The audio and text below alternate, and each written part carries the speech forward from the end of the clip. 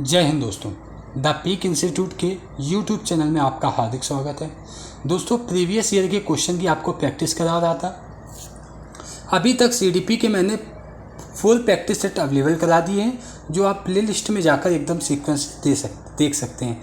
इसके अलावा मैंने ईवीएस के 22 प्रैक्टिस सेट भी अवेलेबल करा दिए हैं, उनको भी आप सीक्वेंस से देख सकते हैं। ये 1 फरवरी 2023 की जो शिफ्ट थी उसमें ये आया हुआ था। तो आइए डिस्कस करते हैं और सॉल्व करते हैं। पहला क्वेश्चन है, विकास किससे प्रभावित होता है? विकास किससे प्रभावित होता है? पहला ऑप्शन क्या है? विद्यार्थी के व्यक्तिगत कारक से प्रभावित होता है। दूसरा ऑप्शन है स्कूली माहौल से प्रभावित होता है। और तीसरा ऑप्शन है सामाजिक पारिवारिक प्रभावों से प्रभावित होता है। तो बताइए क्या इसका राइट आंसर होगा, क्योंकि हम बात किसकी कर रहे हैं? विकास की। तो विकास को जो प्रभावित करने वाले कारक होते हैं, क्या कारक होते हैं? जैसे पोषण हो गया, शारीरिक विकार वगैरह हो गया, परिवार की सामाजिक एवं जो आर्थिक स्थिति हो गई, ये सब भी क्या करते हैं? विकास को प्रभावित करते हैं। तो पहला ऑप्शन है विद्यार्थी के व्यक्तिगत कारक, बिल्कुल सही बात है, क्योंकि विद्यार्थी के कोई ना कोई ऐसी होंगी उसकी व्यक्तिगत समस्याएं जो उसको प्रभावित करेंगी। स्कूल का जो माहौल होगा वह भी उसको क्या करेगा? प्रभावित करेगा। इसके बाद सामाजिक और पारिवारिक प्रभाव, ये भी क्या करेंगे? विकास को प्रभावित करेंगे। इसलिए जो इसका राइट आंसर होगा option number first, second and third, यानी डी ऑप्शन इसका क्या हो जाएगा? राइट हो जाएगा। अगले क्वेश्चन की ओर बढ़ते हैं। क्वेश्चन नंबर सेकंड है, कथन दिया गया है। कथन क्या कह रहा है कि अभिभावकों और अध्यापकों को सुनिश्चित करना चाहिए कि सभी विद्यार्थियों के बाल्यावस्था अनुभव सकारात्मक हो। यानी अभिभावकों और अध्यापकों को ये सुनिश्चित करना कि विद्यार्थियों के बाल्यावस्था का जो अनुभव हो वो कैसा हो? सकारात्मक। यानी ये तो सही है। दूसरा ऑप्शन क्या है कि बाल्यावस्था विकास के लिए एक संवेदनशील चरण है, खासकर संज्ञानात्मक और संवेगात्मक विकास के लिए। ये भी बात सही है। यानी हमारा विकल्प क्या होगा कि कथन और कारण दोनों सही हैं, और जो कारण है वो कथन की उपयुक्त व्याख्या कर रहा है। ऑप्शन पे आइए तो देखिए, पहले ही ऑप्शन आपको मिल गया, आर और ए दोनों सही और आर ए की सही व्याख्या कर रहा, यानी ऑप्शन नंबर ए इसका करेक्ट होगा। अगले क्वेश्चन की ओर बढ़ते हैं। क्वेश्चन नंबर थर्ड है, बहुत छोटे बच्चों के सामाजिकरण के संदर्भ में कौन सा कथन सही है? सामाजिकरण के संदर्भ में कौन सा कथन क्या है? सही है। पहला ऑप्शन, विद्यालय सामाजिकरण की प्राथमिक संस्था होती है। दूसरा ऑप्शन, परिवार सामाजिकरण की प्राथमिक संस्था होती है। तीसरा ऑप्शन, सहपाठी समूह सामाजिकरण की प्राथमिक संस्था है। और चौथा क्या ऑप्शन है? मुद्रिक संचार सामाजिकरण की पहली संस्था है। तो देखिए, तो क्या बताइए इसका क्या राइट आंसर होगा? तो इसका जो राइट आंसर होगा हमारा ऑप्शन नंबर बी, क्योंकि बच्चा सबसे पहले परिवार में आता है। तो परिवार जो होती है वो शिशु की प्रथम पाठशाला है, और सामाजिकरण की भी एक क्या है? संस्था है। इसके बाद फिर वह स्कूल जाता है। तो सामाजिकरण की अगर पूछा जाए द्वितीय संस्था कौन है, तो विद्यालय है। अगले क्वेश्चन की ओर बढ़ते हैं। जीन पियाजे के संज्ञानात्मक विकास के सिद्धांत के अनुसार बच्चे किस चरण पर यह समझने लगते हैं कि वस्तुओं के आंखों से ओझल हो जाने से उनका अस्तित्व खत्म नहीं हो जाता? बताइए ऐसी कौन सी अवस्था है? तो देखिए, जैसे अगर हम बात करें जीन पियाजे की, किस अवस्था में ये होता है कि बच्चों को लगता है कि उनके सामने से वो चीज़ उझल नहीं हुई है। मान लीजिए बच्चे की माँ चली जाती है और उसको भूख अगर लगी है तो वो रोएगा। क्यों रोएगा? क्योंकि वो जानता है कि अगर मैं रोऊंगा तो मेरी माँ मेरे पास आएगी। इसलिए बच्चा क्या करता है? रोने लगता है। जब अपने आप को अकेला महसूस करता है तो उसकी माँ आ जाती है। तो बच्चे को ये अनुभव हो जाता है कि अगर मैं रोऊंगा तो मेरी माँ आ जाएगी, यानी आंखों से ओझल हो जाने पर उनका अस्तित्व खत्म नहीं होता है। तो ये कौन सी अवस्था है? पहली अवस्था, यानी संवेदीगामक अवस्था जो होगा वो इसका क्या होगा? Right answer. तो पहला ऑप्शन क्या है? संवेदीगामक अवस्था। और कितने से होती है? 0 से 2 वर्ष। ये इसका क्या हो जाएगा? Correct answer. अगले क्वेश्चन की ओर बढ़ते हैं। कंकड़ों से खेलते हुए एक बच्चा यह खोजता है कि 2 कंकड़ के 2 समूह मिलकर, यानी 2 कंकड़ के 2 समूह मिलकर 4 कंकड़ों का एक समूह बनाते हैं। 2 कंकड़ के 2 समूह मिलकर 4 कंकड़ों का एक समूह बनाते हैं। बच्चे द्वारा किया गया यह अनुभव क्या दर्शाता है? पहला, क्या संरक्षण दर्शाता है? दूसरा, केंद्रीकरण दर्शाता है। तीसरा, आत्म केंद्रितता दर्शाता है। और चौथा है वस्तु स्थायित्व दर्शाता है। बताइए, कमेंट करिए इसका क्या आंसर राइट होगा। तो इसका जो राइट आंसर होगा ऑप्शन नंबर ए, यानी संरक्षण जो होगा वो इसका करेक्ट आंसर होगा। अगले क्वेश्चन की ओर बढ़ते हैं। निशा अपना गृह कार्य पूरा करना सुनिश्चित करती है ताकि गृह कार्य पूरा न होने के कारण अध्यापिका द्वारा शर्मिंदा किए जाने से बच सके। लॉरेंस कोहलबर्ग के नैतिक विकास के सिद्धांत के अनुसार इस तरह का तर्क किस चरण को दर्शाता है? बताइए।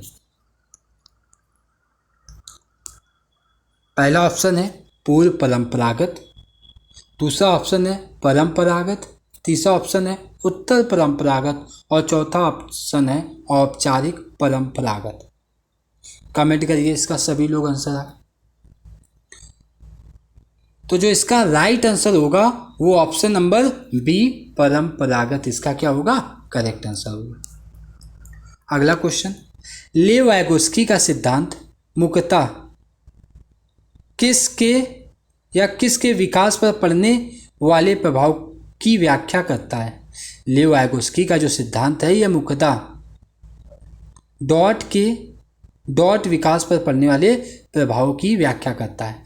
जब भी हम लेव वाइगोस्की की बात करें तो लेव वाइगोस्की ने सामाजिक संज्ञानात्मक विकास का सिद्धांत दिया है। लेव वाइगोस्की ने जेडपीडी का सिद्धांत दिया है। तो ऑप्शन पे आइए, यानी सामाजिक और सांस्कृतिक से रिलेटेड होना चाहिए। तो देखिए सी ऑप्शन, सांस्कृतिक उपकरणों और संज्ञानात्मक, ये इसका राइट आंसर होगा। अगला क्वेश्चन। लेव वाइगोस्की के सिद्धांत के अनुसार एक अध्यापिका को क्या करना चाहिए? लेव वाइगोस्की के सिद्धांत के अनुसार एक अध्यापिका को क्या करना चाहिए? ऑप्शन पे नजर डालिए।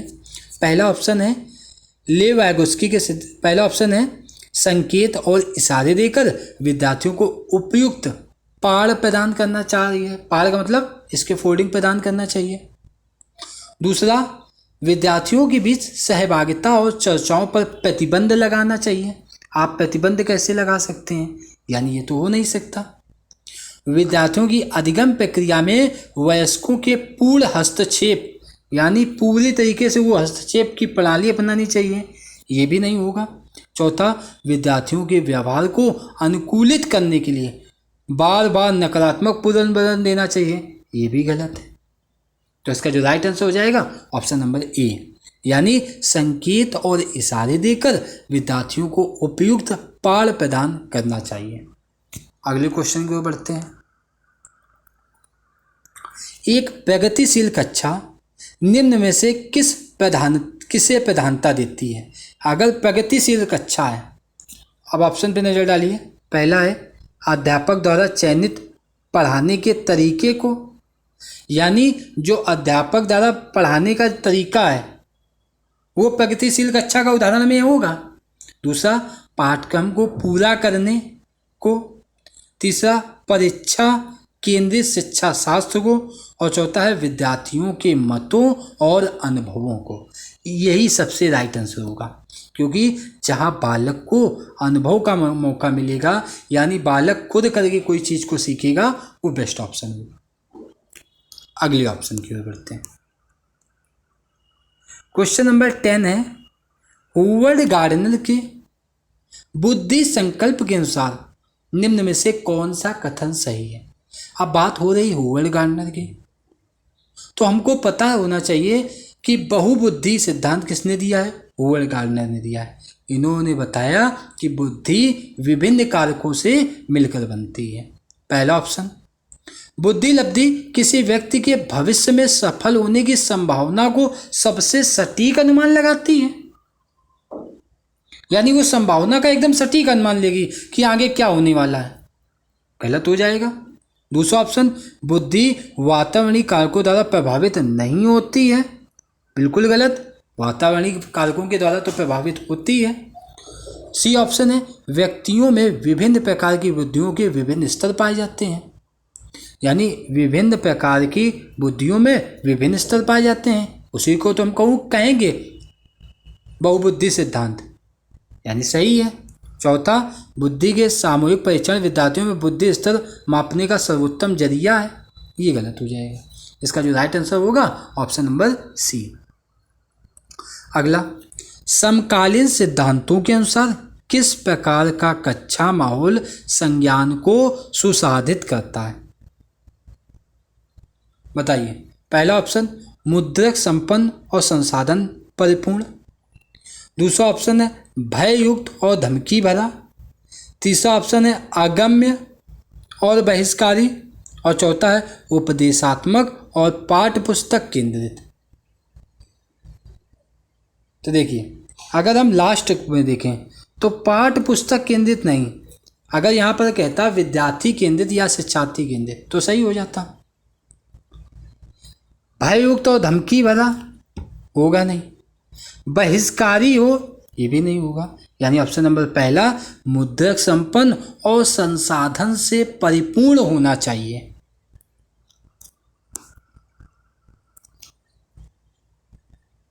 क्वेश्चन नंबर 12 है जेंडर।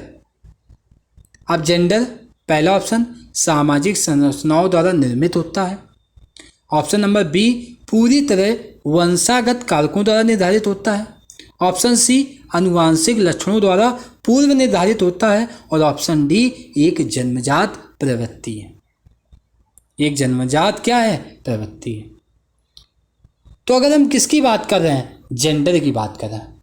तो जो जेंडर होता है ये सामाजिक संरचनाओं द्वारा निर्मित होता है। समाज द्वारा निर्मित जो प्रचलित जैसे पूर्वाग्रह हो गया पर आधारित होता है, जो लैंगिक पूर्वाग्रह होता है उस पर आधारित होता है। मतलब क्या हुआ, जैसे बोला जाता है ना, लड़के बलवान होते हैं और लड़कियां कोयल होती हैं, लड़के रोते नहीं हैं और लड़कियां रो सकती हैं, लड़कों के बाल छोटे होने चाहिए और लड़कियों के बाल लंबे होने चाहिए, लड़के घर में काम नहीं करते और लड़कियां घर में काम करती हैं। ये सब किसने बनाया है? समाज की संरचना है ना। इसलिए जो इसका राइट आंसर होगा ऑप्शन नंबर बी, सामाजिक संरचनाओं द्वारा निर्मित होता है। अगला क्वेश्चन, जीन पियाजे के सिद्धांत में किसी वस्तु के सामने न होने की स्थिति में चिन्हों द्वारा उसे दर्शा कर काम करने की योग्यता क्या कहलाती है? जीन पियाजे के सिद्धांत में किसी वस्तु के सामने न होने की स्थिति में चिन्हों द्वारा उसे दर्शाकर काम करने की योग्यता क्या कहलाती है? पहला ऑप्शन, क्या समावेशन कहलाती है। दूसरा ऑप्शन, लाक्षणिक प्रकार्यता कहलाती है। तीसरा ऑप्शन, प्रतिवर्ती सोच कहलाती है। और चौथा ऑप्शन, संरक्षण कहलाती है। बताइए। जो इसका राइट आंसर हो जाएगा ऑप्शन नंबर बी, यानी लाक्षणिक प्रकार्यता को दर्शाती है। किसको दर्शाती है? लाक्षणिक प्रकार्यता को दर्शाती है।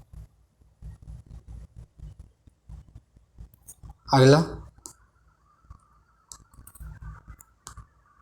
रचनात्मक मूल्यांकन निम्न में से किस लिए प्रभावी होता है?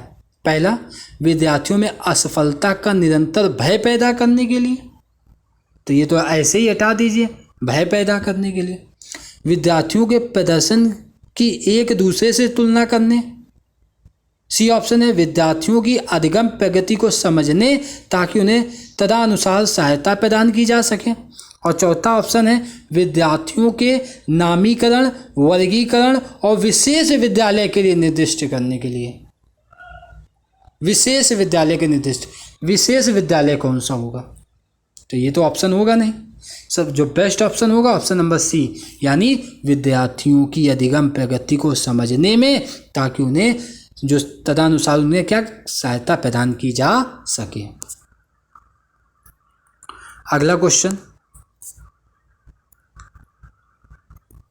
कथन दिया गया है, एक कक्षा में अध्यापिका को विद्यार्थियों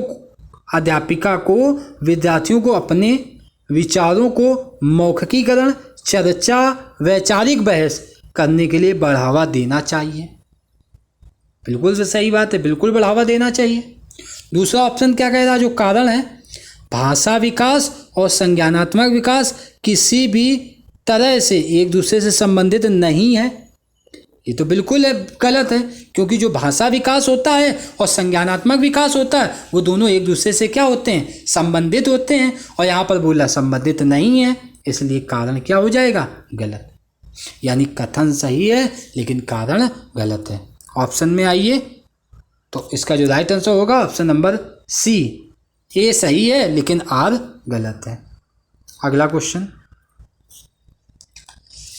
निम्न में से कौन सा अवधान न्यूनता अतिक्रियाशीलता, निम्न में से कौन सा अवधान न्यूनता अतिक्रियाशीलता विकार, ADH attention deficit hyper activity disorder का प्रारूपिक लक्षण है? बताइए इसका कौन सा प्रारूपिक लक्षण है? तो देखिए बात किसकी हो रही है? अवधान न्यूनता अतिक्रियाशीलता विकार। ये क्या होता है? आवेगशीलता से, इसका जो प्रारूपिक लक्षण क्या है? आवेगशीलता है। जो आवेगशीलता से ग्रसित व्यक्ति किसी कार्य को बिना पूर्व विचार किए करता है। जो आवेगशीलता से ग्रसित व्यक्ति होता है ना, वो किसी भी कार्य को बिना पूर्व विचार किए करता है। आवेगशीलता व्यक्ति की किसी तत्व को प्राप्त करने में परिणामों पर विचार नहीं करते हैं।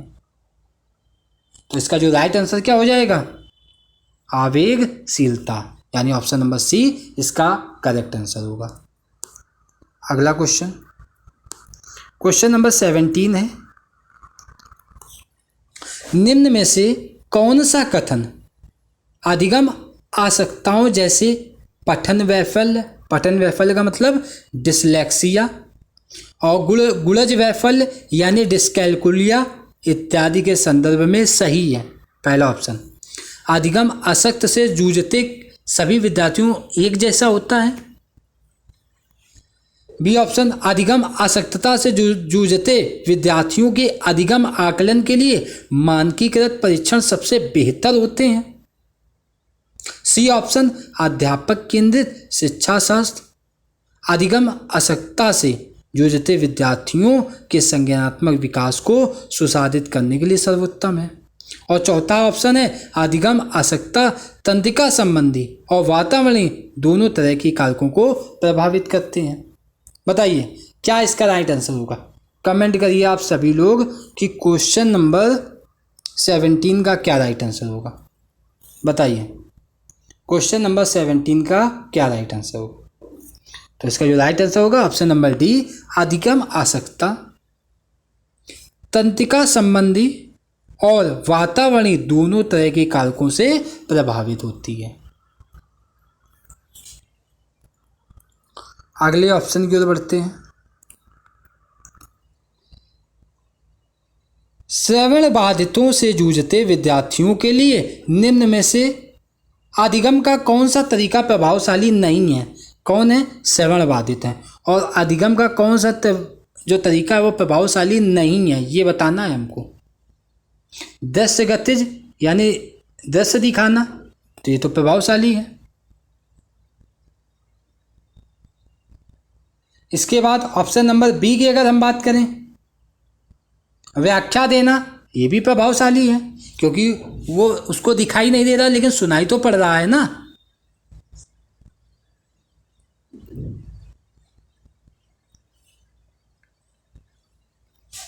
सी ऑप्शन पर अगर हम देखें तो क्रिया आधारित, और डी ऑप्शन है बहुसंवेदी।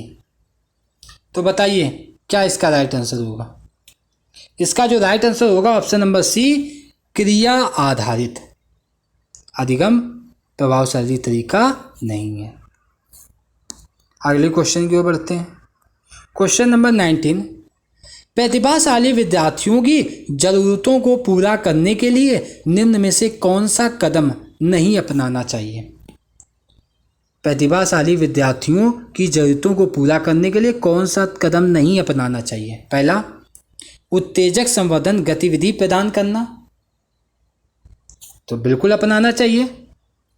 दूसरा, मानकीकृत पाठचर्या लागू करना। अगला ऑप्शन, विद्यार्थियों को स्वतंत्र परियोजनाएं करने की अनुमति देना, ये भी प्रतिभाशाली विद्यार्थियों की जरूरतों को पूरा करती हैं। अगला, पाठचर्या त्वरण के लिए लचीला रखना, ये भी। देखिए हमको बताना क्या है, कौन सा तरीका प्रभावित नहीं, मतलब कौन सा तरीका अपनाना नहीं चाहिए। तो इसका जो राइट आंसर होगा ऑप्शन नंबर बी, मानकीकृत पाठचर्या को लागू करना। क्वेश्चन नंबर 20 की ओर बढ़ते हैं। एक समावेशी कक्षा में स्वलीनता से जूझते विद्यार्थियों की जरूरतों को पूरा करने के लिए निम्न में से क्या प्रभावी होगा? पहला ऑप्शन है अधिगम उपागम में निरंतरता रखना। बी ऑप्शन है कक्षा स्थिति में विभिन्नताएं और लगातार बदलाव करते रहना। सी ऑप्शन है उन्हें स्वयं को बड़े समूहों के सामने व्यक्त करने को कहना। ऑप्शन डी है उन्हें विशिष्ट संकाय में ही पढ़ाना। तो जो इसका राइट आंसर होगा ऑप्शन नंबर बी, अधिगम उपागम में निरंतरता को बनाए रखना, यानी कंसिस्टेंट अप्रोच जो होती है वो टीचिंग में एकदम लगातार रहनी चाहिए। अगला ऑप्शन क्वेश्चन नंबर 21 है, अधिगम के सामाजिक संज्ञानात्मक मत के अनुसार विद्यार्थी किस प्रकार से बेहतर सीखते हैं? पहला ऑप्शन है वयस्कों की निष्क्रिय नकल करना। सक्रिय होता तो सही भी होता, निष्क्रिय नकल करना क्या होता है? अपनी वातावरण से सक्रिय संलग्नता, यानी वातावरण के साथ संलग्न होकर, ज़्यादा ही वातावरण के साथ अंतःक्रिया करके, तो बिल्कुल सही बात है। व्यवहार के बाह्य अनुकूलन के द्वारा होगा नहीं। असंदर्भित जानकारी कंठस्थीकरण, ये भी नहीं होगा। Right answer option number B होगा। क्वेश्चन नंबर 22, विद्यार्थी उस जानकारी को जल्दी भूल जाते हैं जो उनके जीवन से संबंधित होती है, तो उसको क्यों भूल जाएंगे? अगर कोई जानकारी उनके जीवन से संबंधित है तो वो क्यों भूलेंगे? क्या पहला होगा? तो पहला तो होगा नहीं। दूसरा ऑप्शन है प्रासंगिक संदर्भ में प्रस्तुत की जाती है, ये भी नहीं होगा। असंबंधित खंडों में प्रस्तुत की जाती है, यानी उसका कोई संबंध ही नहीं है, और जिसका कोई संबंध ही नहीं है तो वो बालक को क्यों याद रहेगी? उस जानकारी को भूल जाएगा। इसलिए ऑप्शन नंबर सी इसका करेक्ट आंसर होगा।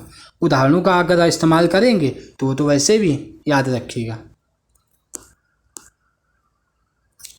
क्वेश्चन नंबर 23, निम्न में से कौन सा प्रक्रियात्मक ज्ञान का उदाहरण है? पहला, पौधारोपण के लिए मिट्टी कैसे तैयार की जाती है। दूसरा, a+b का होल स्क्वायर का सूत्र क्या है। सी, भारत को आजादी कब मिली थी। डी, अगला लीप वर्ष कब होगा। बताइए कौन सा प्रक्रियात्मक ज्ञान का उदाहरण है? तो ऑप्शन नंबर सी इसका राइट आंसर होगा, यानी भारत को आजादी कब मिली थी। सॉरी, पौधारोपण के लिए मिट्टी कैसे तैयार की जाती है, ये इसका उपयुक्त आंसर होगा। अगले क्वेश्चन की ओर बढ़ते हैं।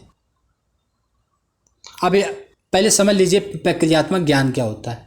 प्रक्रियात्मक ज्ञान वह ज्ञान होता है जो हमें बताता है कि चीज़ों को कैसे करना है।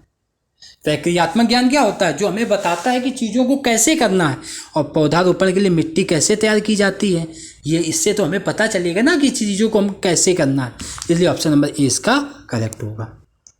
अगला क्वेश्चन, अधिगम को सुसाधित करने के हेतु एक अध्यापिका को क्या करना चाहिए? अधिगम को सुसाधित करने के लिए अध्यापिका को क्या करना चाहिए? पहला ऑप्शन, विषय वस्तु को विद्यार्थियों के सामाजिक संदर्भ से अलग रखना चाहिए। अलग रखना चाहिए तो यहीं पर ही गलत हो गया। आपको तो जोड़ के बताना है ना, और यहाँ पे बोला अलग कर रखना चाहिए। मानचित्रण के इस्तेमाल को हतोत्साहित करना चाहिए यानी डिस्करेज करना चाहिए, ये भी गलत है।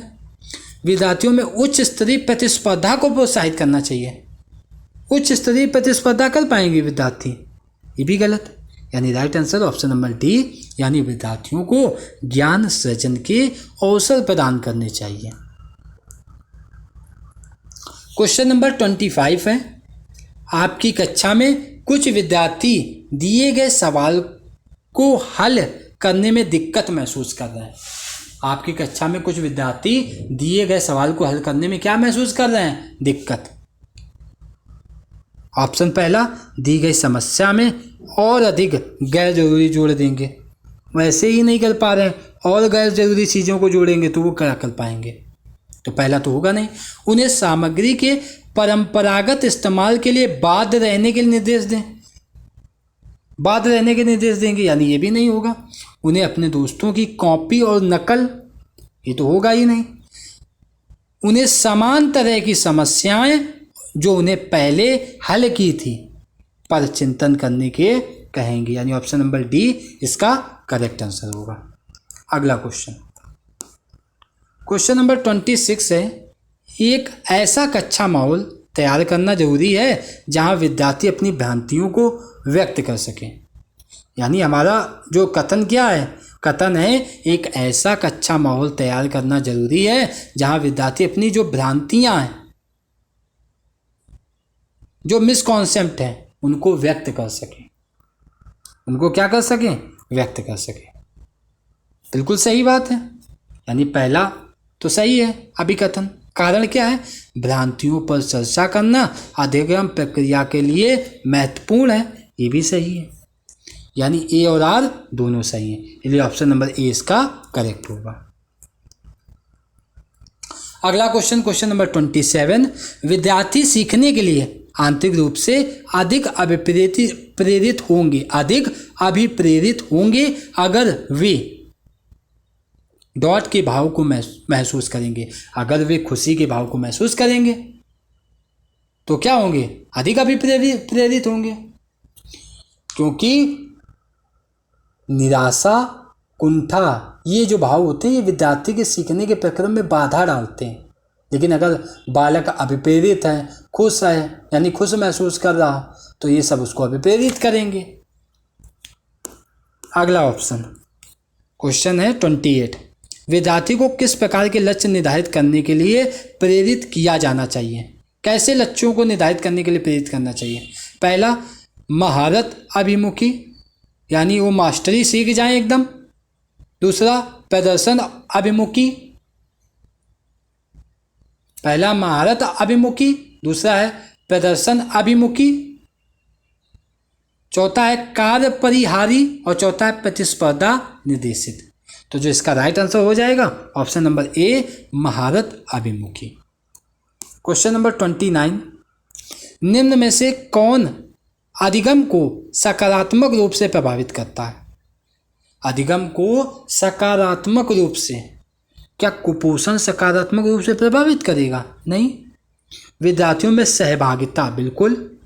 दंड, ये भी नहीं करेगा। लेकिन हाँ, अभी संज्ञान की बात हो रही तो ये भी प्रभावित करेगा। यानी क्वेश्चन नंबर 2, ऑप्शन नंबर 2 और 4, यानी ऑप्शन नंबर डी इसका करेक्ट आंसर होगा। ऑप्शन नंबर डी करेक्ट होगा।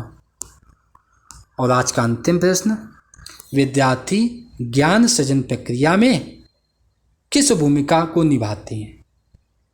अब ज्ञान का सृजन कर रहे हैं तो जाहिर सी बात है सक्रिय भूमिका को निभाएंगे, यानी ऑप्शन नंबर ए इसका करेक्ट होगा।